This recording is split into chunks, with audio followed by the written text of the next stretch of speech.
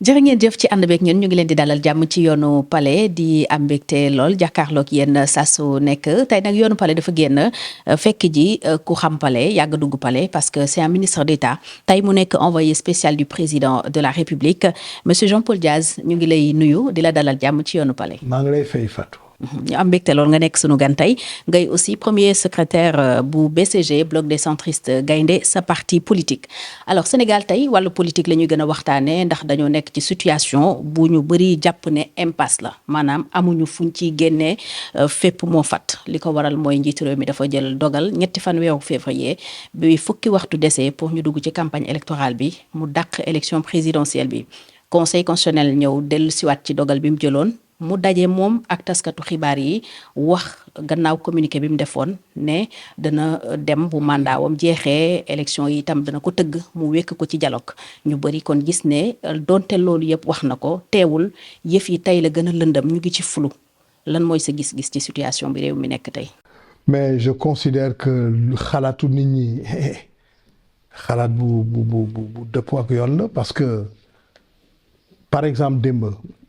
wax na ne le 2 avril dootul nekk président Sénégal wax na ko mais waxul kañ la ñuy def élection pour que ki war a uutu ñu élire ko waxu ci dara mu ngi ko wax mu ngi ne loolu dialogue bu mu war a engagé moo koy décider mais il faut dialogue yooyu mais naka la ñuy dialogue bi est-ce que dana nekk benn système boo xam ne ci benn salle ñëppay ñëw toog kooku bu dee loolu du sotti est-ce que day nekk day jël benn waxtu mu daj ak ñii jël beneen waxtu daj ak ñeneen incité kooku waxu ko te kooku kenn xamu ci dara moi je préfère système boobu bu ma mujjee wax nii moo ma gënal que ñëpp a ñëw toog ñëpp di war a jël parole pour di wax xam nga kilifa moom ku mel ni président de la république ak kilifa en général boo koy wax boo ko buggee wax yenn dëgg yi da ngeen di wéet nga wax ko wala da ngay nekk en comité restreint mais munoo ko wax devant 100 personnes. kilifa kenn du ko yedd ci mbooloo. voilà kenn du ko yedd ci mbooloo kon nag or kuy wax ak moom. ci dialogue foog nga wax ko dëgg aussi sinon ça sert à rien alors ñu ngi xaar ba xam man comme yow laa doon xaar nii am na keneen aussi ku ma doon xaar mais bu ma paree damay dem palais enfin présidence pour seet ndax am na fa invitation wala kii parce que suma secrétaire tey dafa hospitalisé. kon yow boobu ba tey président consulté wu la. mais kenn consulté wu ma man bu ñu ma consulté woon ma wax lu ma war a wax il y a longtemps de toute façon li ma war a wax bu fekkee consulté nañ ma dinaa ko wax mais pas devant tout le monde kooku c'est pas possible ma bindal ko moo ma gënal ka ma wax ko devant tout le monde. d'accord jarul ma lay laaj loo koy wax ndax xam naa ne doo ma ko wax fii. du ma la ko wax fii parce que mais bëgg naa nga wax ñu est-ce que ànd nga ci dàq élection yi am déet. non kooku man yaakaaruma ne waroon nañ ko def parce que ay waxtu yu néew moo desoon pour ñu dugg ci campagne bi. 10 heures précisément. 10 heures pour dugg ci campagne bi te dans ces heures là vous avez da ngeen ci boole waxtu guddi yi donc bu dee waxtu bëccëg rek barewuloon alors te nit ñi dañu engagé ay dépenses parce que campagne. man def naa campagne plusieurs fois campagne doo toog ni kenn du la lebal dara bénévolat amatul ñi war a dawal sa oto sax dañ leen di fay te tey mënuloo ne nit dama lay embaucher pour rek nga dawal suma oto pendant la campagne du ko nangu wala du doy ci moom tu es obligé nga contacter ay sociétés yuy def location de voiture ñooñu bu ñu amee ay chauffeur ñu jox la ko te da ngay fay même bu fekkente ne nit d'accord na pour liggéeyal la ci campagne bi yëpp mais daf lay demee lu may bàyyi suma kër kooku tam yow foog nga comprendre ko donc foog nga fay ko donc engagement yi wala contrat yëpp signé leen t-shirt yi ñaaw nañ leen imprimer nañ leen pour dire que report bi porté na préjudice ñu bëri. non report bi je crois que porté na préjudice yu bëri ñu bëri moo tax ànduma ci woon mais comme am na léegi dama yaakaar ne dañu war a décider beneen date le 3 mars rëcc na parce que le 3 mars bu waroon am il faut que dimanche bi ñu commencer campagne mais le 10 mars me paraît être une date boo xam ne nit mun na ko retenir ñu mun a def premier tour bu fekkee am na deuxième tour ñu def deuxième tour et cetera kooku day tax le 2 avril mu am successeur mais lu ko mooy le 2 avril du am successeur. dinañu ñëw ci coowu 2 avril boobu mais report bi li mu ci joxe comme motif moo tax ànduloo ci mooy conseil constitutionnel liñ ko tuumaal relativement ak candidature Karim Wade. oui non motif yooyu déjà yow lu ciy sa xalaat. conseil constitutionnel dañ ko tuumaal ci kii. ñaari juge lañ wax ne dañ leen corrompre. mais loolu. moo tax candidature Karim Wade jàllul. mais Fatou moo indi ñu def commission d'enquête parlementaire. non ñun ay adulte lañu toujours dinañ la waxal loo xam ne dëppoowul ak dëgg ñun ñu ay adulte lañu donc bu fekkonte ne chaque fois bu nit ñi waxee dara ci yow nga focaliser ci mais kon on s'en sortirait jamais. mais pourtant président ci loolu la sukkandiku pour dàkk élection yi. waaw d'accord. mu tuddee ko crise entre des institutions. moo tax ma ne la man je suis pas favorable que ñu daxoon dañu waroon dem élection 25 février c'est-à-dire dimanche bii bu ñu demoon élection dimanche bi le 2 avril yëpp ay leer dana am successeur ko munti doon waaw. donc motif yooyu nuruwu la lu doy. non c'est pas que lu doy parce que xëy na président léeg-léeg te kooku sax on peut penser que c'est toujours le cas dana am yeneen élément yu ñëpp amoon wax nii ouvertement mais yoo xam ne élément yooyu mun na ko permettre mu doxalin bi mais man ci li ma xam yow en tant que journaliste ci li nga xam je pense que waruñu ko woon doxal mais léegi que c'est fait à mon avis le 10 mars c'est la bonne date. communauté internationale bi daf ko ñaawlu tout comme ay sénégalais yu nekk ci biir réew mi moo xam politique moo xam société civile mais président ci waxtaanu démbam bi ŋàññ na ni ko àddina mbambee woon mu ne c'est une campagne boo xam ne moom mérité wu ko d'accord nga ak moom si boobu gis-gis. non Abdou Diouf ma ne Abdou Diouf xamul sax may wax Abdou Diouf sax Macky Sall c'est parce que peut-être xaritu Abdou Diouf la Macky Sall mën nañ ko reprocher yëf yu bare mais bokkul ak yenn dictateur africains yi kii ak yooyu je pense que côté boobu wax na dëgg mais nag ñooñu aussi affaire bi daf leen jaaxal loolu la affaire bi daf leen jaaxal man gis naa benn sénateur bu dem ba ne na démissionner mais sénateur boobu dafa xamul constitution Sénégal moo tax muy wax il faut démissionner c'est pas la question, c'est pas mu démissionner la question mooy mu am successeur pour que Sénégal bañ a toog sans président loolu rek la.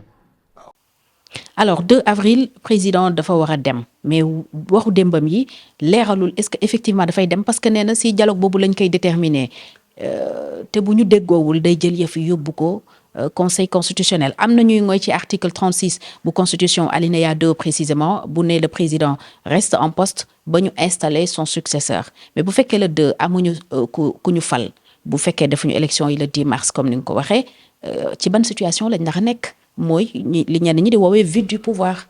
non du mënul nekk vide du pouvoir parce que constitution bi dafa wax ne président bu empêché ça sera une situation d'empêchement mënatul continuer ça sera une situation d'empêchement bu boobaa président assemblée nationale moo koy utu pour 90 jours à peu près donc vide amul man ce que j'ai compris du président Demba c'est que lu ko gënal mooy mu am un successeur mu mun ko transmettre lenge yi je suis d'accord.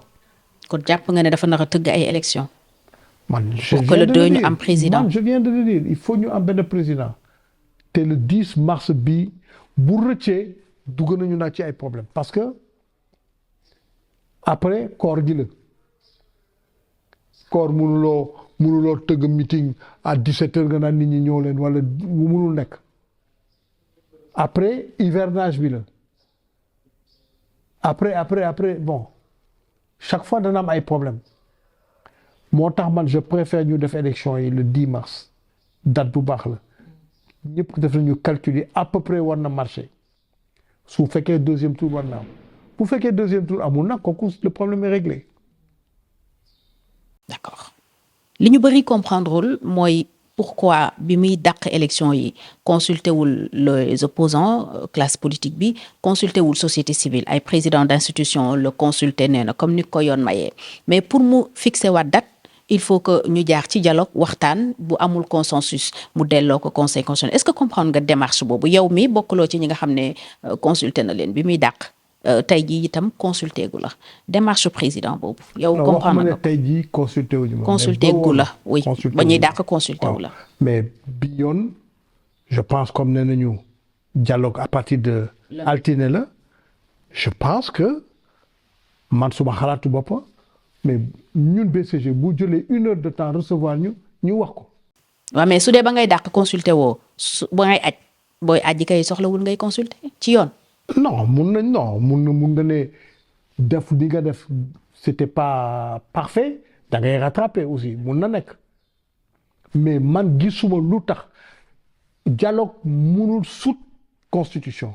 c'est surtout ça le problème. mais non dialogue munul sut constitution dialogue bi munu ko ne nañ ko dàq ba le 15 décembre kooku. mais dafa mel ni loolu lay wut ci dialogue bi. non kooku conseil du ko nangu conseil constitutionnel du ko nangu. donc dialogue mënu ko wax loolu je pense que dañu dugal suñu bopp ci guute goo xam ne pour ñu génn ci dina xaw a compliqué. est-ce que du moom président moo ñu si dugal. man j'observe que dugal nañ ci ba pare léegi il faut nga déposer sa ay pion ba loolu mën a ubbeeku nga mun ci génn mais dugal nañ ci ba pare je pense que. man bu ma laajoon dama koy ne jëlal décret pour le 10 mars mais léegi dañ leen ne waa mais décret bi c'est tant de jours avant tant de jours kii minimum tant de jours maximum tant de jours mais loolu. mais jël décret quand même c'est pas si compliqué parce que ba muy jël décret ba léegi mais teewul woon nii. lan moo tax président mënul jël décret fixé élection yi le 10 mu jeex. mënuma ko xam parce que nekkuma ci xelam mënuma ko xam nii.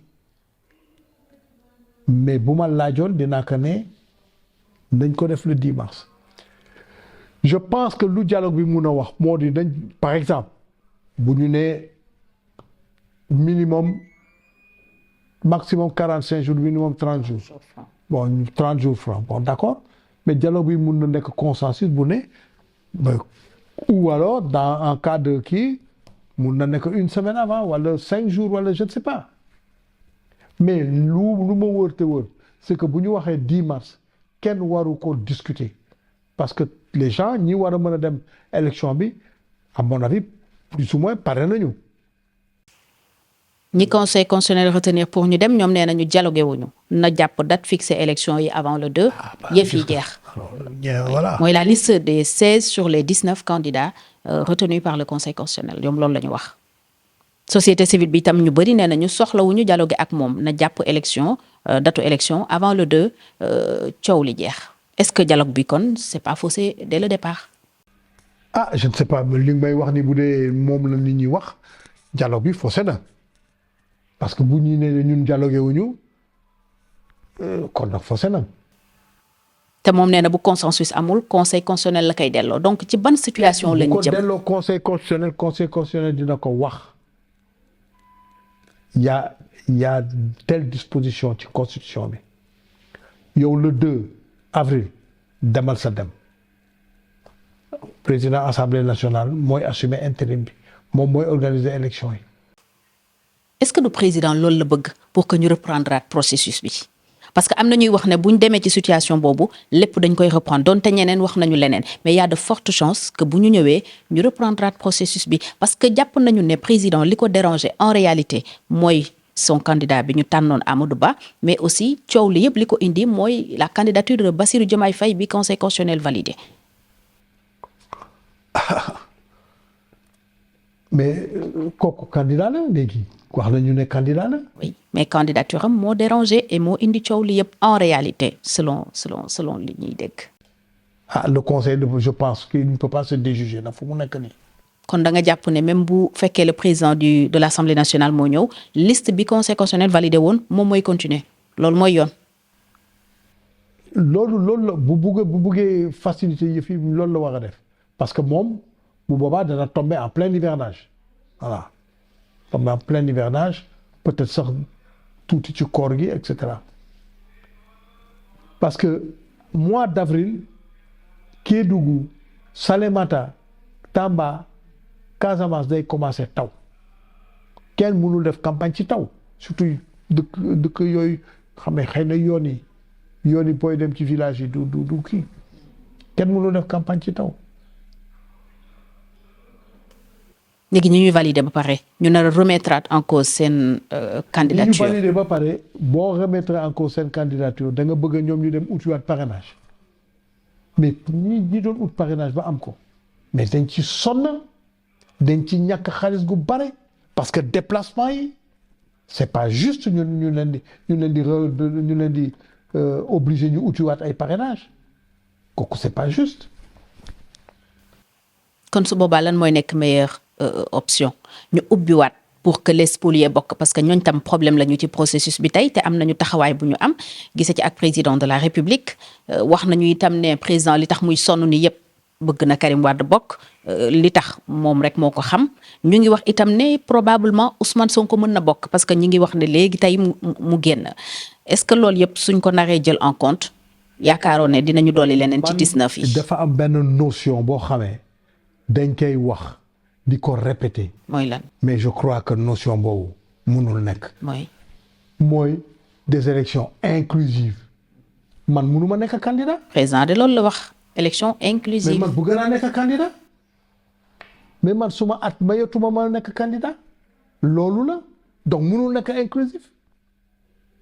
ñëpp mënuñu bokk. mais ñëpp mënuñu bokk kooku mënul nekk da nga gis Samba booy bu jógee fële musul sax diriger benn service musul nekk dara ñun musoon nañu xalaat à l'époque biir BCG qu'il fallait que pour être candidat à la présidentielle nga mës a nekk maire wala président conseil rural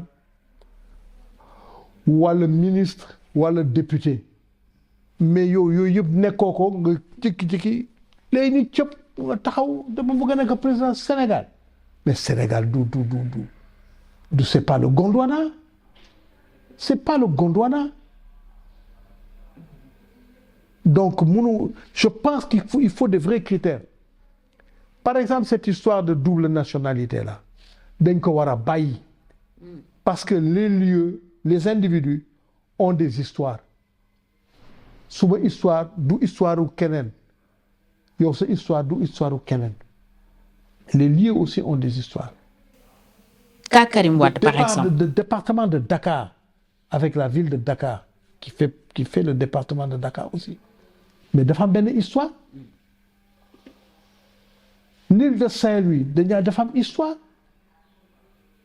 Rufisque dafa am histoire la ville de Rufisque. Gorée dafa am histoire.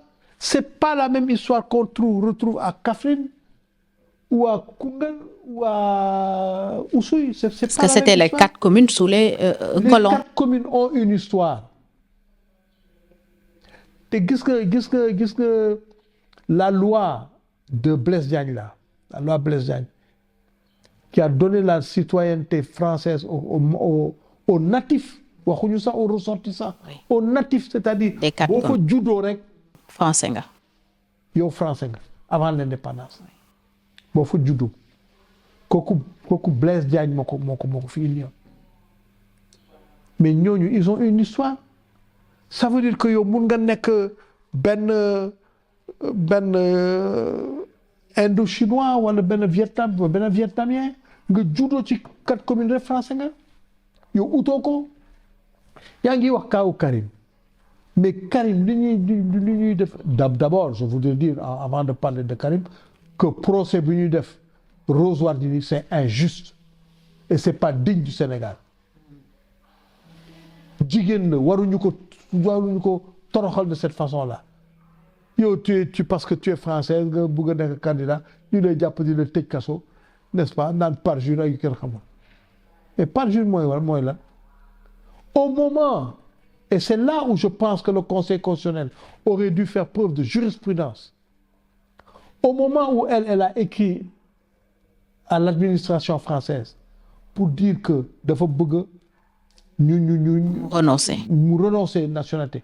Mais entre ce moment-là et le moment où le Conseil s'est réuni, mais il s'est passé du temps. Si l'administration française a mis 1000 ans pour réagir, mais du fatam.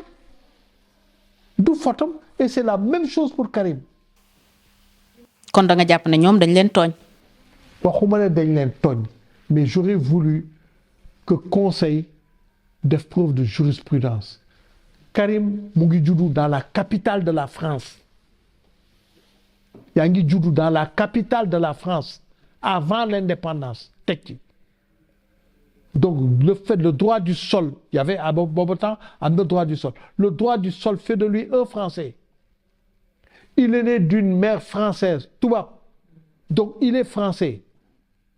Il est né d'un père sénégalais, il est sénégalais. Et Karim, on dit que Papou Ablaye Wade bokk na ci ñi doon ñawal mbubu Serigne Touba. Kii bokk ci ñi doon ñawal Serigne Touba. sëtam bu taxawee nga ne ko munoo fi nekk président kooku ban wax la. kon muy doomu Ablaye Wade. d'accord kon mbiri double nationalité da nga ko war a tegee ne. man dama ti àndul du dëgg mun nga ne président candidat pour nekk président au Sénégal war na lakk au moins benn kàllaama Sénégal lakk Joola wala lakk leneen wala wolof wala leneen. kooku day wone benn rattachement culturel avec le Sénégal. Mais munoo ne il a une double nationalité il peut pas. da ngay seet par exemple la déclaration de patrimoine dañuy bàyyi ba ñu élire la ba pare ne la déclarer ce patrimoine candidat moo war a déclarer patrimoine am ci yoon lu dañu bàyyi nit ñi yow boo supposons am nga double nationalité. ñu bàyyi la nga présenté peuple sénégalais bu la tànnee ñu ne la léegi am nga 2 mois wala 1 mois wala 3 wala x semaines pour renoncer ci beneen nationalité boo xamee yaa ngi ko am par judduwaale lu tax ñu bëgg nga jikki-jikki c'est quelque part renoncer à ta mère. À une partie de votre histoire. À une partie de ton histoire. Pourquoi? Au nom de quoi? Moi, je trouve que boobu c'est pas juste. Cette loi-là dañ ko war a génne de l'ordonnancement juridique sénégalais. Ou alors ñu atténuer ko déjà loolu mu nekk déclaration booy def après avoir été élu. On te dit waaw mais boobu bu fekkee waxoo dëgg boobu bu fekkee waxoo dëgg te conseil constitutionnel constaté ko on te destitue. Je dois dire que ñi nga ne xamee retenir nañu seen candidature éloigné nañu candidature Karim indirectement ñoom ñoo éloigné candidature Rose Wardini mais ñi ci des le Conseil constitutionnel a de larges pouvoirs d'investigation. am na d'ailleurs ñu ciy wax ne am nañu ñoom tam double nationalité. Ils sont nombreux à être encore français ou canadiens. am na ñoo ci xam américain ñoo ñu des. am na ñoo si xam. mais bu ma ko xamoon sax du ma la ko wax. waaw xam naa doo ma ko wax mais. Voilà. Pour confirmer ni que y en a. mais y en a kañ. D'accord. Canadiens yi fi nekk mais y en a plein. te ñu ngi ci liste ñi ñu validé. ñu ngi ci liste ñi ñu validé. D'accord. buñ ko bu conseil constitutionnel investigué woon dina ci trouver ñenn ñi. entre koo xamee da nga li nga nekk nii sa judduwaale la mais je ne sais pas pourquoi ñu ne koy tere parce que bu ñu demee ba dem dinañu ne bon ñu góor ñi ku ci amul 1m85 minimum ku ñuulul ku doo fi nekk candidat. ku xees du fi falu. ku xees du fi falu mais sañ nañu wax loolu. C'est ridicule. Il y a d'autres pays qui ont d'autres situations comme ça aussi ridicule. Par exemple, aux États-Unis boo juddoowul ci biir États-Unis mënoo nekk candidat au point que ils ont été obligés de considérer que ñi juddu bitim réew mais sur une base américaine ils sont nés aux États-Unis xoolal loolu rek. D'accord. Moi je trouve que loolu c'est pas normal.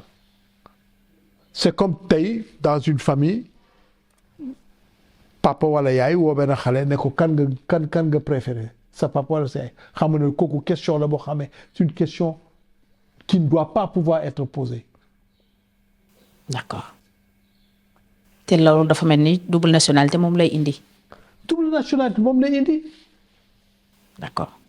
Et puis dama lay wax dara man je vais essayer de faire un papier là-dessus dama lay wax dara.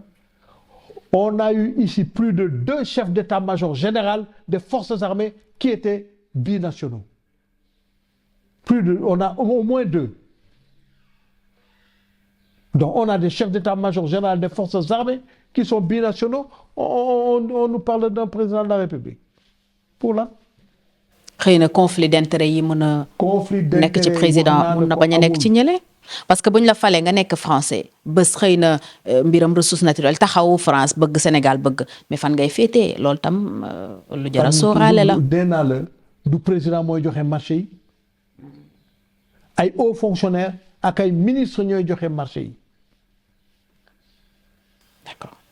du président mooy joxe marché yi et puis pendant qu'on y est nañu commencé génne français comme notre langue officielle. moom la ñu bind suñu constitution nañu wuti leneen si on est aussi frileux que ça pourquoi le français est notre langue officielle nañu wuti leneen. alors dialogue bi war a ubbi altine am na ñu ci séntu président fexe nu mu ci lijjantee ba toogaat parce que ñi gëm ne day bëgg a dem dëgg-dëgg bariwuñu donte 16 sur les 19 yi ñu validé nee nañ duñ dem mais mën na dialogue ak ñoo xam ne xëy na sore wuñ ko torop parce que ci liste boobu am na ci ñoo xam ne ñu bëri jàpp nañ ne ñoom ak Macky réeroo wuñu. ñooñu bu ñu ñëwul. est-ce que le dialogue n'aura pas été inclusif le dialogue déjà lui n'aura pas été inclusif. nga bëgg ci tëgg élection inclusive. indi ay candidatures que les candidatures sont inclusives. kooku dafa fan la mun a nekk ñëpp mënuñu nekk candidat mënul nekk man mënuma nekk candidat waxtu mooy wax yow nii. kon dialogue bi mën na bañ a am su ma la déggee.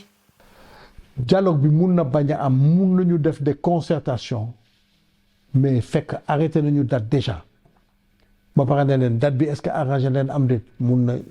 loolu nag la ñëpp bëgg président def ko mu të koo def. mais te moom moo ko war a def moo war a jël décret wax date ndax conseil constitutionnel bi mu delloo ginnaaw ci li mu jëloon boobu sañ-sañ la ko delloo mooy moom njiitu réew mi mu jël date ni mu ko jëlee woon convoquer le corps électoral.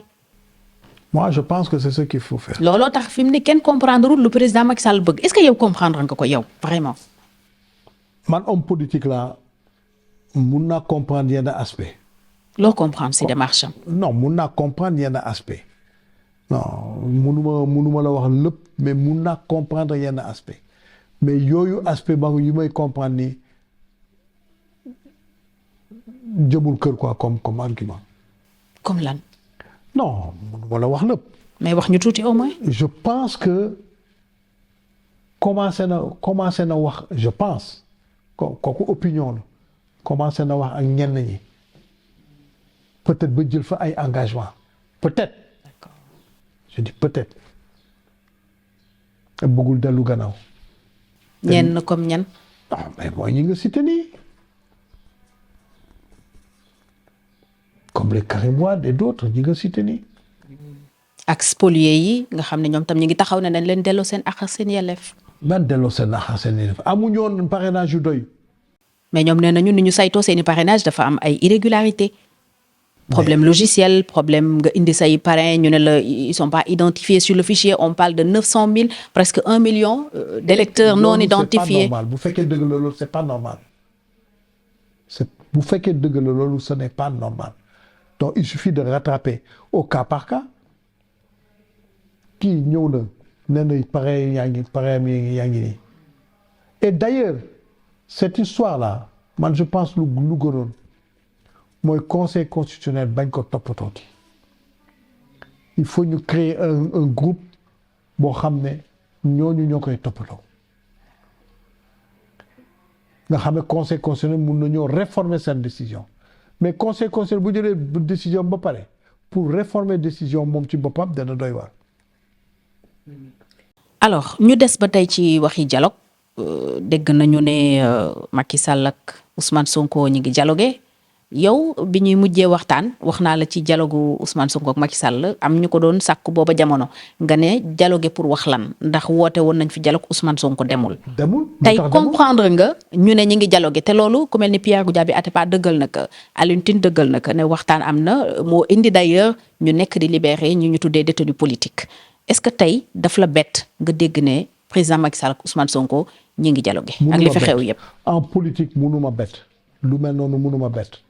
parce qu'en politique nit ñi même bu dul directement indirectement toujours ñu ngi dialoguer même bu dul directement parce que defe léeg-léeg nit ñi bokk ay xarit waaw suma xarit yi nekk sa xarit yow mënuma kii mais je pense que pour benn intérêt personnel ou benn nit wala ñaari nit mënuñu chambouler tout le système kooku je pense pas que ce soit une bonne chose. te da nga jàpp ne loolu moo nekk di am nii. non waxuma ne loolu moo am nii yow yaa ma wax ni am na ñu wax ne ñu ngi dialogué te ñooñu dëggal nañ ko mënuma ne ñooñu waxuñu dëgg insister nañ ko confirmer nañ ko kon nag c'est qu'il y a eu dialogue déjà raison pour laquelle ça ne sert à rien d'appeler tout le monde ñu nekk ci benn salle pour naan dañuy dialoguer par contre des rencontres ponctuelles peuvent avoir lieu. pour mu am ay point de vue pour moom mu am ay point de vue. mu xam lan la nit ñi bëgg. voilà mu xam lan la nit ñi bëgg parce que ñi koy jox seen point de vue dañ koy jox seen point de vue ba pare jéem a démontrer lu tax ñuy joxe point de vue yooyu. d'accord waaw mais man je dis que ma préférence aurait été pour une élection le 10 mars. dialogue et c'est pas tard. d'accord dialogue président Macky Sall Ousmane Sonko kan la mun a jariñ kan moo am intérêt ci boobu dialogue si sa xalaat. ñoom ñi di dialogue ñoo ko xam. parce que nee nañu président Macky Sall moom buy dialogue rek c'est parce qu'il est en mauvaise posture am nañu wax lool ci moom. quelle mauvaise posture moom il est président de la République à l'heure où nous parlons décidé na ne que le 2 avril bu mandaam jeexee day dem outre troisième mandat. kon ban mauvaise posture la nekkul mauvaise posture. peut-être mi ngi dem probabilité wu camp Ousmane Sonko jël nguur gi parce que Ousmane Sonko am na finalement un candidat Bassirou Diomaye Faye bu jëlee nguur gi xëy na mun nañu ko topp. mun nañu nekk ci ay tànkam loolu itam mun na nekk raison. je pense que foofu conseil def na erreur. parce que waa jooju Diomaye Faye boobule mu ngi bokk ci benn parti bu ñu dissoudre c'est pas juste discuter wu ma ko mais le parti est dissous. Et d'ailleurs je me demande même ndax ñoom attaqué wuñu décision boobu. kon Diomaye warul nekk candidat. mais pourquoi mënul prouver ne que il y a 1 an il n'était plus membre de ce parti-là que donc il peut être candidat indépendant mënul on me dit oui. coalition moo ko investir moo présenté candidature mais il vient d'un parti dissous je pense que foofu y a dafa am ay lëndëm. Il y a des choses qui ne sont pas claires. En tout état de cause daal tout ce chamboulement-là pour rek une personne ou deux soit candidat supplémentaire jaru ko ba tey. kon gëm nga ne am bëgg ñenn ñi bokk moo tax en réalité président dugal ñu ci situation bi. affirmé wu ma ko. d'accord mais loo xalaat la. affirmé wu ma ko xalaatuma ko sax mais bu fekkee ñooñu dialogué na ak ñooñu. et que ñooñu lu ñu bëgg mooy ñu bokk te conseil nee na mënu leen bokk nee naa la Karim a été écarté semble-t-il pour une histoire de double nationalité nee naa la man su ma gis-gis c'est pas juste te wax naa la ko lu tax c'est pas juste xam nga président Senghor daawoon na wax ne 30% de la population sénégalaise am nañu ay ndey ay baay wala ay maam yu jugee des pays voisins barewul Sénégalais yoo xam ne amuñu mbokku malien wala gambien wala Guinée Conakry wala Guinée Bissau wala Cap-Vert wala Mauritanie ñu ci bari ci ñun am nañu ay maam ñu nekk yu jóge ci dëkk yooyu donc tu ne peux pas on n'est pas dans un système dans un vase clos, c'est pas possible. Et de la même façon, les gens ont des histoires qui font que ils ont pu avoir des nationalités le venant de leurs parents ou de leurs grands-parents. Voilà la loi Blaise Diagne. Cette loi Blaise Diagne, un peu vers la fin de la colonisation, Lamine Gueye daf ko reprendre, étendre ko ci tous les Africains francophones, enfin de l'Afrique de l'Ouest. te jëlal gouvernement du Sénégal xam nga dañ 1960 dañ dem indépendance c'était en août 1960 par là vers le en tout cas vers le mois d'août là, dans le cadre de la fédération du Mali, le Sénégal est devenu indépendant. Après, le Sénégal s'est retiré de la fédération, mais il est resté indépendant. Tu comprends? À cette époque-là, le gouvernement du Sénégal, la loi sur la nationalité au Sénégal, avril 1961 la génn. Mais en décembre 1960, en janvier, en février, quand le Conseil des ministres se réunissait, tous étaient français. Soit par la loi Blaise Diagne, soit par la loi Lamine Gueye. Alors, en quoi c'était scandaleux? Senghor, suñu premier président, ñëpp gëm nañu ne il était français du début à la fin. Dafa mës a jaay Sénégal. Et quelqu'un me disait que, parce qu'on n'a pas parlé de la diaspora, quelqu'un me disait que les enfants de la diaspora, dans leur vécu de tout quotidiennement, dans leur vécu de tous les jours, ils se sentent plus sénégalais que qui que ce soit. Et puis, soyons conséquents.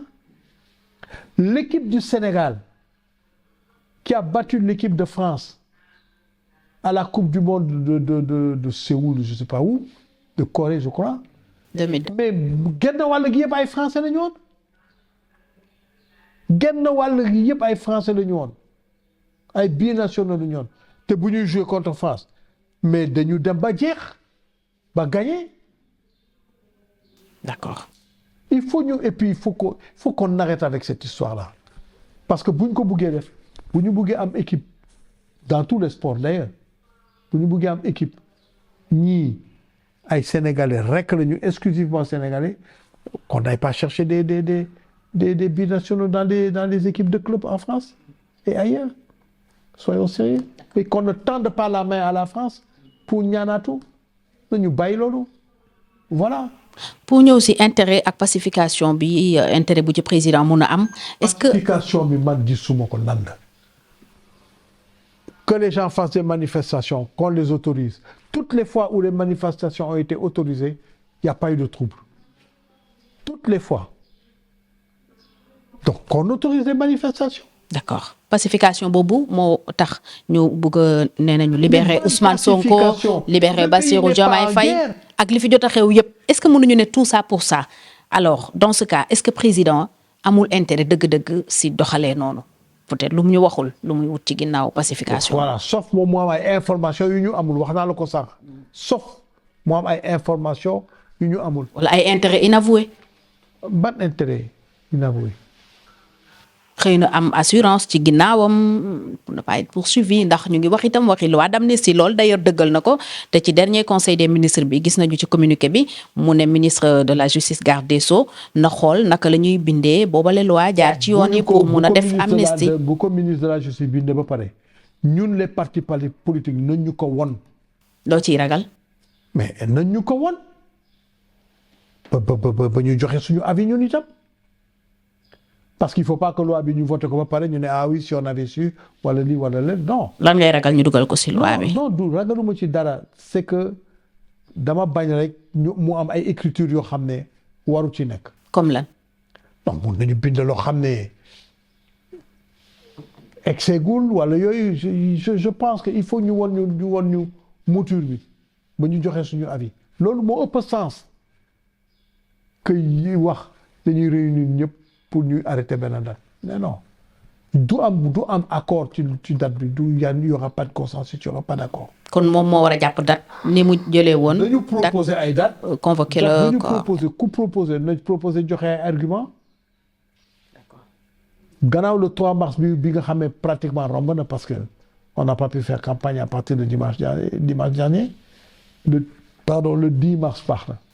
le 10 mars baax na léegi loi d'amnistie boobu ragaloo ñu dugal si scandale yi fi jot a am dugal si itam crime de sang yi parce que depuis 2021 ay événements am na fi bakkan yu bëri rot événement yi mujjee mooy yi soxal report dàq élection yi 9 nit faatu nañ ci est-ce que loi d'amnistie bi loolu la bëgg a fomp raxas ko ba mu set balaa président ñi mu àndal di dem. je ne sais pas moo tax ma ne la pour ma xam ci dara foog ñu won ñu ko. suñ ci naroon def loolu doo ci ànd. non waxuma la man suma position lay doon mais BCG mun na ci d'accord comme mun na ko bañ a d'accord. mais est-ce que lu jaadu mais c'est une façon de nous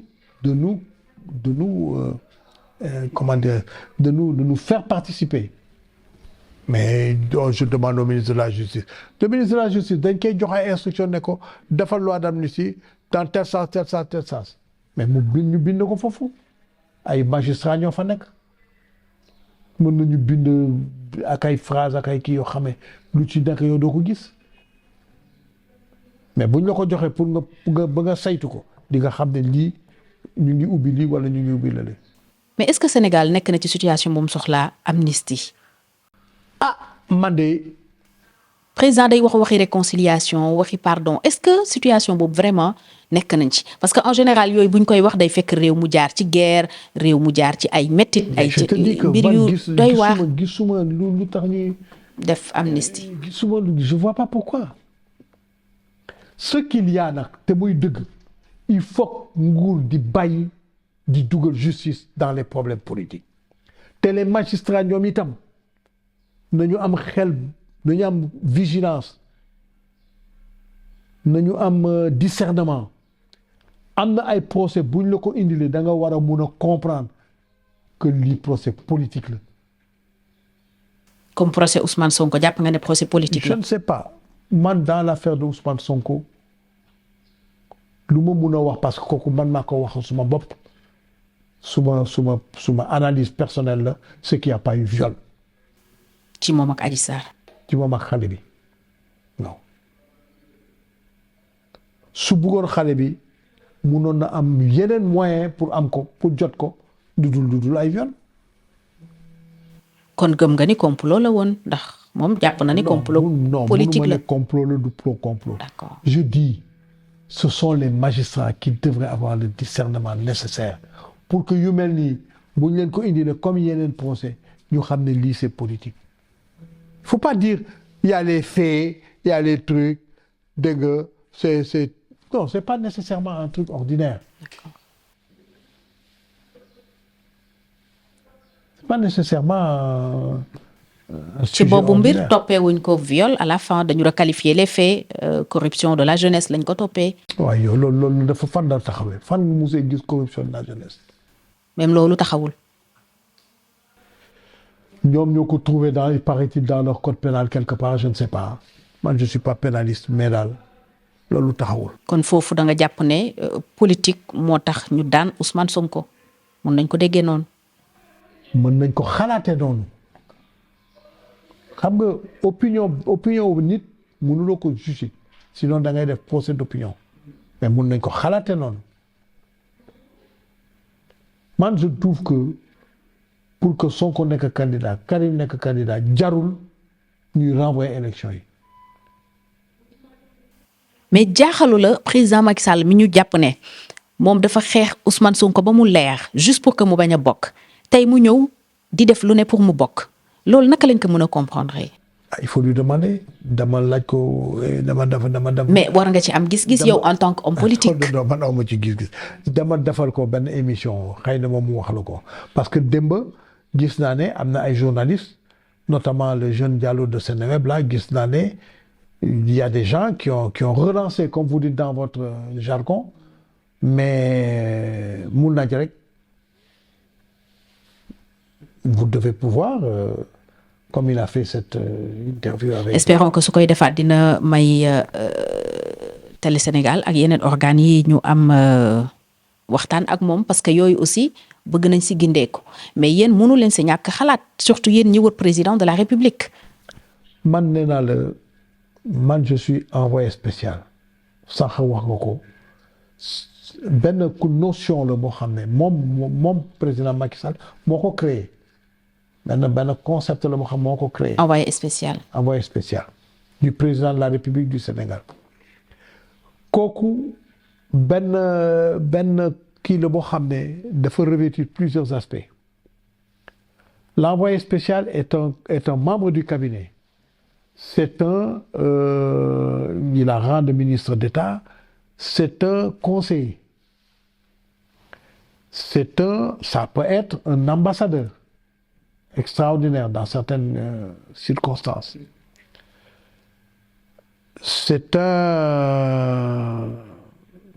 Une personnalité qui a de l'expérience, ci jaar-jaaram bu mun a indi point de vue am ak yónnee. membre de cabinet la fonction de cabinet la en fait. d'accord mais bokk nga ci ñi koy xelal. man damay xelal selon le style d'un cabinet. mbir Ousmane Sonko musoo ko ci xelal dara parce que am na ci yoo xam ne injustice lañ ko jàppee bokk na ci bi ñu barricade këram pendant 55 jours loolu d'ailleurs wax naa ci ak yow nga ne d'accord ci. est-ce que ak yeneen yu ci am yu ñu ne injustice la yow jot nga ko ci xelal wala nga waxtaan si ak moom. jotuma ci waxtaan ak moom jotuma ci waxtaan ak moom mais am na jox naa ko point de vue mais du woon ci waxtaan parce que mun nga liggéey aussi à travers des notes à travers des contacts comme ça mais je pense que discernement bi magistrat yi la. ñoo ko war a def. c'est la justice ñooñu tam. kenn demul ñu des on t'amène un problème mais balaa nga ne c'est comme man biñ ma tooy yow fekkee nga ko fii Ablaye Wade président de la République toppalu ma nan man duma sénégalais. jàppee la cathédrale. non boobu doon boobu sax ne du boobu beneen bi la boobu beneen lool ne duma sénégalais ba tëj lu ma kaso mais bu ma dul sénégalais. loolu lañ may tëjee kaso pour lan tëj ma kaso je suis pas sénégalais mais le procureur à qui on a dit de se faire ça mais kooku ou soit xamul droit soit xamul le code de la nationalité. est-ce que tam du politisation de la justice bi nga doon wax sànq. parce que procureur exécutif mooy patron wam juge yi président mooy seen patron en quelque sorte parce que mooy le président du conseil supérieur de la magistrature. waaw mais nit da ngay def lu dëppoo ak yoon. ak lu la ci mën a fekk. ak lu munti am man je suis procureur ñu ne ma toppal Fatou Ngom Milé parce que du sénégalaise danaa la ne jox ma argument Fatou Ngom. def na concours ENA que la pour mu dugg foofu il faut. nekk Sénégal il faut le certificat de nationalité. xanaa kon naa def ko luxus wala c'est un faux à ce moment-là yéen prouver leen ma ko boobu ko poursuivre. Fatou Ngom nekk na fi diplomate Fatou Ngom taxawal na parti politique pour nga taxawal parti politique kooku sénégalais rek moo ko mën. Mais où étaient toutes ces autorités-là pour traverser les partis politiques? Ils ne se sont pas rendus compte que du Sénégalais. J'aurais exigé des compléments supplémentaires avant de faire quoi que ce soit. Et puis, le plus simple, moi je dépends du commissariat de Dieuppeul. Tu demandes au commissaire de Dieuppeul de me convoquer. Convoquez-moi, ma ñëw. Monsieur Diaz, dañu njort ne yow doo sénégalais man ma ñëw indil la suma kayit. ay preuves. loolu dafa mel ni ba tey da nga ko meree président Wade. du ma ko mer dama ko mere ba ci kanamu yàlla. baaloo ko ba léegi. du ma ko baal parce que là il m'a pas demandé de lui pardonner du ma ko baal beneen bi mooy bi nga évoqué sànq. vendredi saint nga may topp dig di ma topp ba ci biir cathédrale mais loolu c'est une honte mais koo xamee tu as fait tirer des lacrymogènes ci zawiye El Hadj Malick Sy mun nga def lu mel noonu bien sûr ñëw toj suma buntu kër heureusement que bi ñu gars yi commencé di kii jug naa ba enfiler rapidement un pantalon ni kon caleçon lañ ma doon yóbbu fekk suma soxna blessé ko ba muy nàcc mais kooku bu fekkoon doomam mu ngi fii keroog mais xoolal nu muy demee. fekk fi woon Barthélemy. fekk fi Barthélemy.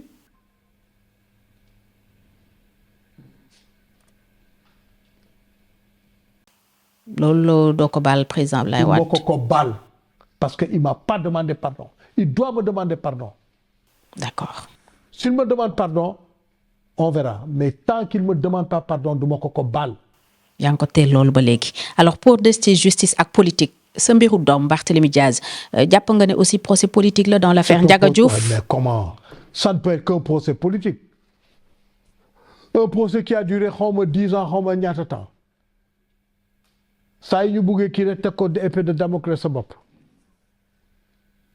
moom itam yëf yi varié na parce que yow bi may mujjee gisee ak yow tombé na juste président doon ko wax ne je dirais à ton père que tu as bien travaillé tey Barthélemy nee na ñu ngi koy xeex parce que la ñu war a jox ville de Dakar bi mu jiitee ci wàllu taxe jëlee nañ ko ci 3 milliards yóbbu ko ci 55 millions. te muy dëgg. te ñu doon wax itam ne mun na ñàkk poste député am ndax mbiru Ndiaga Diouf bi nga xam ne Cour suprême dafa confirmer condamnation bi ñu tegoon ci kawam. mais loolu tout ça c'est injuste. mais lu xew ci diggante je dirais à ton père que tu as bien travaillé ba ci loolu. te ay weer doom kooku man xaw ma. xamu leen ci dara. xaw ma ci dara. mais je dis que quand tu dis à quelqu'un et il a réussi une performance parce que réunion bi fii forum bi c'était une réunion internationale il a réussi une performance président ñëw félicité ko devant le monde entier. Donc je pense qu'il fallait être cohérent. Donc ba ñu ne je sais pas mais qu'est-ce qui fàtte na lan il y avait quelque chose qui approchait là. Je sais pas si c'était Noël ou quoi fête catholique. di ko convoqué fële nu mu tuddati. yëkkatiwaat mbiri Ndiaga Diouf. waaw. Ce procès était éminemment politique et il le demeure. ba tey moom mi ngi ci position wu bañ a fay li ñu ko daan les 25 millions. mais fii nga toog nii booba temps fii ëttaloon benn garab ne ko parce que dama transformé kër gi mais moom fii la ñëw toog moom président Macky Sall. kañ la woon. c'était en 2011 je crois. d'accord bi muy wut nguur gi. waaw bi 2011 defe naa la woon fii la toog man ma toog wetam ñun ñëpp ñu toog nii mu ne que Barthélemy deful dara que dañ ko tooñ te muy dëgg yow dañ lay fekkee sa mairie sa place su liggéey attaqué la on parle de l'attaque de la mairie on parle pas de gens qui se promenaient hein. On parle de l'attaque. Même la presse, tout le monde a toujours parlé de l'attaque de la mairie. Tu crois que c'est normal d'attaquer une mairie? Ensuite, en cet endroit-là, c'est là où je dis il faut que le parquet, notamment, quand je parle des magistrats, je commence par le parquet, dañu war a am discernement. Foofu kenn daanuwu foofu kenn yuuxuwu fa woyaa yooyu deret tuuruwu fa. mais gis nañu kuy tiire fetal. kan du kenn ñëpp doon tiré. d'accord. ñëpp doon tiré Samba Boye ñu ngi doon tiré. ok Barthélemy s'est défendu comme un homme qu'il est. légitime défense. minimum kooku minimum la. et il a défendu il a protégé les gens qui étaient venus dans la mairie pour doxal seen soxla c'était la majorité ça c'était des femmes. Il a protégé ces gens-là. parce que ñee song si woon ko dañ doon dugg si biir. mais dañ doon dugg si biir taal mairie bi jàpp nit ñi et cetera boom leen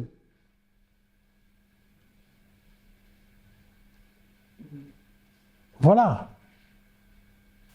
mais dafa am lu nekk problème ci démarche du président Macky Sall xaw ma est-ce que yow boobu gis-gis nga ci am mooy tey da ngaa baax mais dans quelques mois mun nga nekk ki gën a bon ki gën a yées mu lay xeex.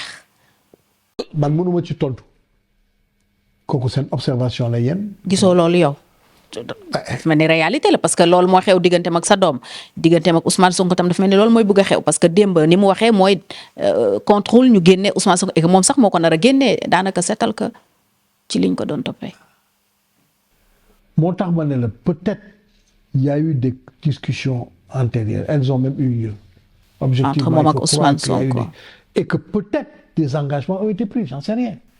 digganteem ak Barthélemy lan moo si xew ba tax il y a quelques mois mu nekkoon bu baax. Barthélemy Diaz xaritu Macky Sall woon nii. depuis kañ. depuis toujours. d'accord. Barthélemy daal dafa doon dem kër Macky Sall lu Barthélemy Diaz duggee kër Macky Sall man duggewuma ko kër Macky Sall. ba si 2022 2023 bi.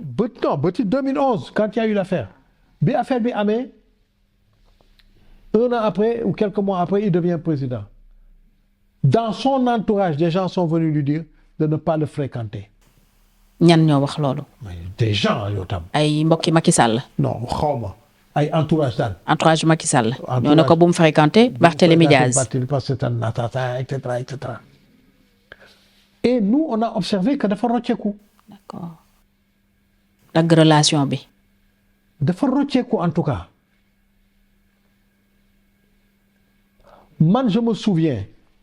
En 2012 parce que en 2016 dañ ma opéré woon j'ai subi une opération de la hanche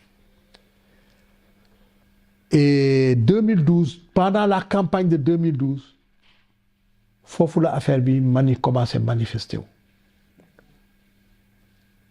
dama doon dem ci ay place di wax nit ñi nañu votel Macky Sall nit ñi di ma wax place yu bare mais yow ñun dañu yaakaaroon da nga doon ñëw fii pour te plaindre di ñu jàppee sa doom teg ko ci kaso bi nga ñuy wax pour ñu voter Macky Sall c'est que yow def nga dépassement comme ne laaj nga ñu ko nii ci conditions yi dinañ ko def parce que élection présidentielle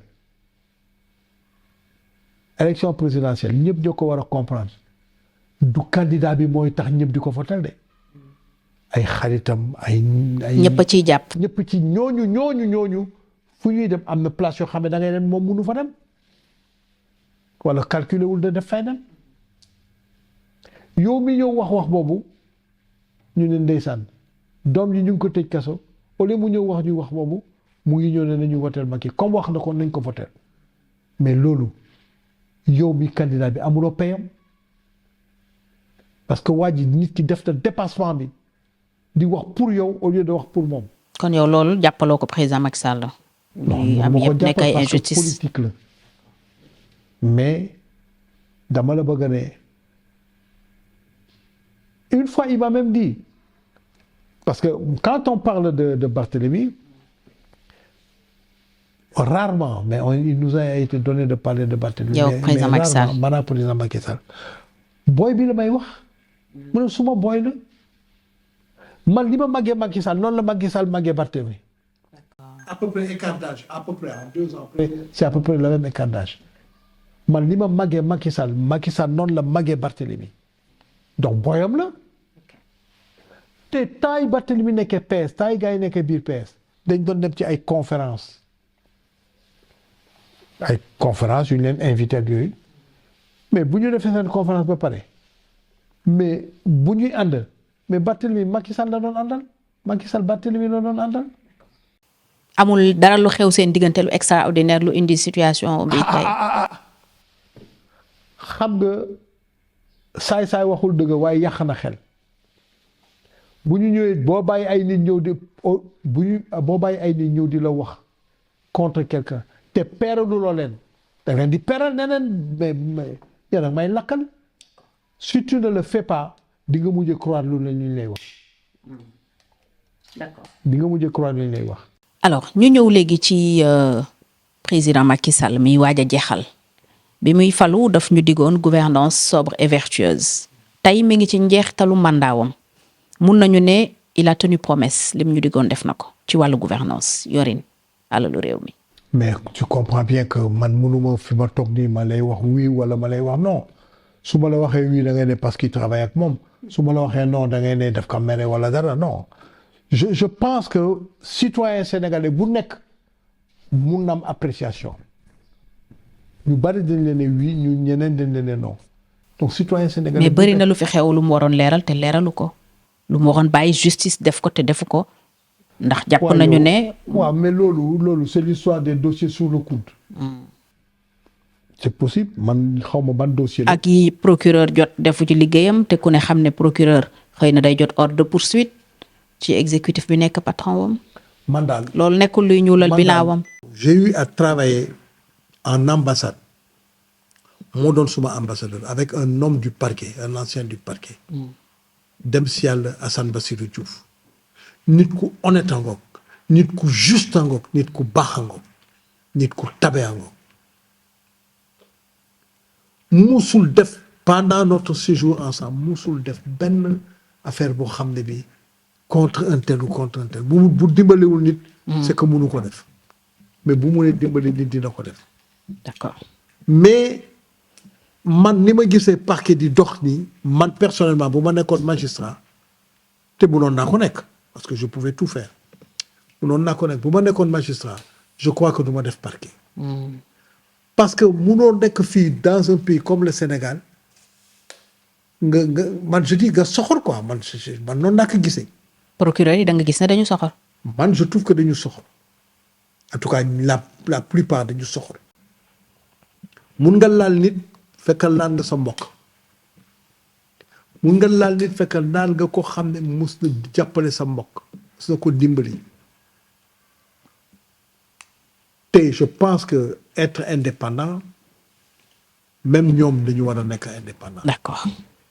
moo tax ma leen dañu war a am discernement dañu war a ràññee lii yëfu politique la.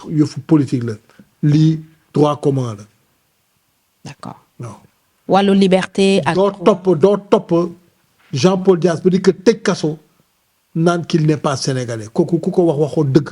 ci wàllu politique kese la tegu alors wàllu droit ak liberté démocratie. noo ciy nattee liggéeyu. peut mieux faire la peut mieux faire léegi mu ngi jeex yëf yaa ngi jeex. d'accord pouvait mieux faire. ok waaw je pense que mun nañu ne man je peux dire pouvait mieux faire.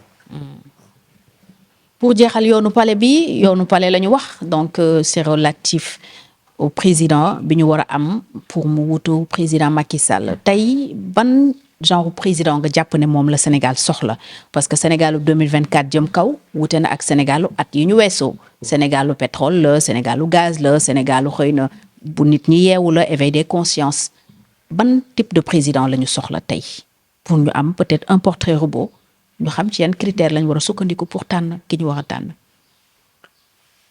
man daal je pense que war na nekk nit koo xam ne dafa am yërmande carrément parce que pétrole bi ak gaz bi bu ñëwee waruñu mun a continuer ci vie bu cher bi munul nekk. waruñu continuer ci ñàkkum liggéey gi munul nekk surtout pour les jeunes mais da ngay gis un jeune man je vois des man je suis quotidiennement assailli par des jeunes qui me disent ndax le maire de Dakar mënu leen utal tel liggéey mais gos yi buñ la génnelee seen liggéey sax nga waaru y en a qui ont plus de diplômes que toi ils peuvent pas être allés faire tout ça seen parents yi dépenser xaalis ba loolu yëpp ñu am ko ñuy taxawaalu kooku mënul nekk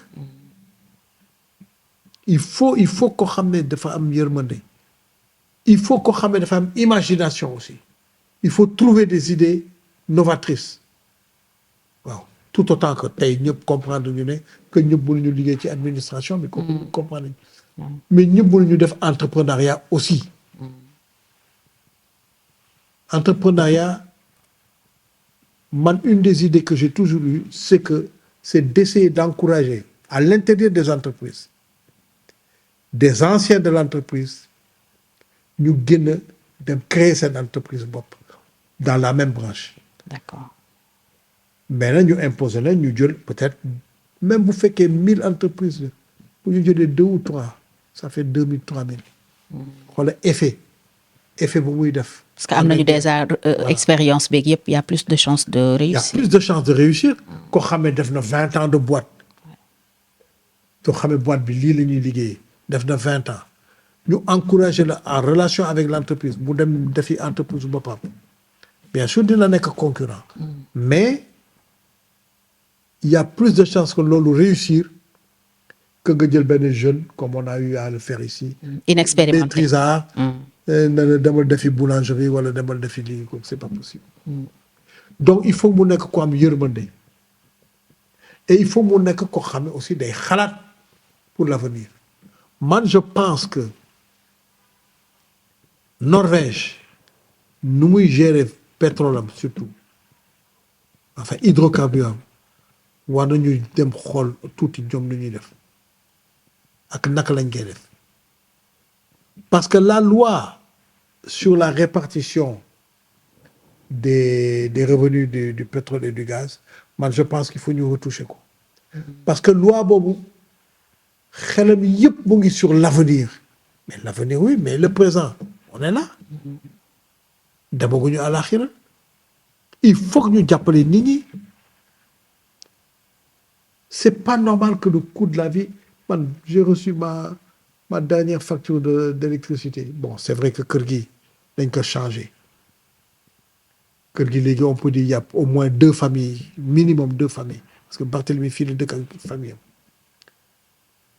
il y a plus de personnel dégg nga donc li ngay dépenser ci ndox parce que ñoom ñu ci bari fii la ñuy fanaan moo ëpp li nga daan dépenser quand on était tout seul il n'y avait pas de transformation. naka ngeen di dundee yow ak Barthélemy il est contre le président en quelque sorte yow nga nekk ak président naka ngeen di dundee opposition boobu. Barthélemy suma doom la suma xarit la. d'accord. te xam na ne maay bàyyam te fii benn ministre rek moo fi nekk c'est le ministre de l'intérieur c'est madame Diaz. kenn du déborder. kenn du déborder pour lan. on parle pas de ñun du jàppante pour yëfu politique yëfu jàmbur. du ngeen toog ba wax si. dañuy toog wax ci d'accord ñu appréciation bu kenn mun na am keneen ki mun na ko partager comme mun na ko bañ a partager. mais kooku du problème. parce que du problème ça date pas d'aujourd'hui. d'accord. tu comprends ça date pas d'aujourd'hui. yaa ngi bokk benn bokk yaakaar ba léegi. mais benn bokk yaakaar mais dem ci bokk parce que dañu ci dugal moo tax ñu bokk ci. je pense que affaire bi du yëfu coalition du yëfu kii te ñun bu ñuy ànd ak Macky. booba temps c'était pas évident. d'accord. am na ñu ci jiitu nag ñi bokk ñi samp APR. ñoo ñu ci jiitu. ñoom itam bi ñuy ànd ak Macky c'était pas évident waaw. fi ma bëgg a jeexale mooy ci seen candidat bi parce que am na ñu ne coow li yëpp aussi jàpp ne Amadou Ba n'est pas le bon cheval moo ko waral et que xëy na on fait tout aussi pour changer ko ñoom ñoo ko xam. àjjaloo commencé na am ci jigéenu APR yi sax Amadou Ba tam am na ci ñoo xam ne duñu n'importe qui ci biir coalition bi ñu koy attaqué ba ci biir gouvernement bi parce que Mame Mbaye Niang taxaw na fi wax lu ne ñëpp dégg te président waxu ci dara. mais loolu ce n'est pas normal. man su ma taxawoon je suis un collaborateur du président de la République. donc j'ai un volet haut fonctionnaire parce que man je suis fonctionnaire de formation. j'ai un volet politique aussi mais bu ma taxawoon tey di indexer président de la République mais loolu c'est pas normal. donc moi je trouve pas normal ñuy bàyyi ay nit ñuy attaquer Amadou Ba su fi nekkoon su yàlla defoon mu nekk président Sénégal dana am président. waaw. ndax lan. ndax ku tey la je pense que am yërmande la quand j'entends des gens qui ont travaillé avec lui ñu lay wax qui est ce monsieur là di nga xam ne mun na nekk président. Ousmane Sonko président Diomaye président loo si xalaat. xalaatuma ci quelque chose de positif. ah oui. non pourquoi ndax lan. mais mënuñu yor tey waxuma un jour mais tey ñooñu mënuñu yor Sénégal. lu tax. mënul nekk le Diomaye dont tu parles là mosul sax nekk chef de service ci fi muy liggéey nga bëgg mu nekk chef du Sénégal. mais président kenn du ko jàng ci école. kenn du ko jàng ci école mais am na ay jaar-jaar yoo xam ne war na la fa mën a yóbbu. d'accord. Des gens qui ont dirigé des choses ou qui ont géré des choses peuvent être président du Sénégal. Sénégal c'est pas le Gondwana wax naa la ko sax mënoo xëy suba nii rek paf je sors de nulle part je suis président du Sénégal mënul nekk. kon bu fekkee président Macky Sall dàq élection yi daf ko teg ci Diomaye dafa jàll te bëggul woon mu jàll lu normal lay nekk ndax bëggul réew mi tàbbi ci ay loxo yu ko mënta yor. Je dis pas kooku c'est à lui qu'il faut poser la question j'ai pas dit que d'accord ci que daf ko bëgg a génne mais je dis que ce monsieur-là bu nekkoon président du Sénégal dans quelques mois Sénégal du am président bu mu war a am on n'est pas le Gondwana on est le Sénégal waaw. jërëjëf monsieur le ministre d'État Jean-Paul Diaz envoyé spécial du président de la République amoon naa mbégte loolu nga nekk sama gan tey ci yoonu Palais maa ngi lay gërëm. yow xam nga yow foo ma solliciter rek mënuma la gantu. dëgg la jërëjëf. maa ngi lay gërëm ci disponibilité bi di gërëm ñu doon topp ñëpp di leen dig daje beneen àjjuma incha allah ci beneen numéro yoonu Palais jaa ngeen jëf.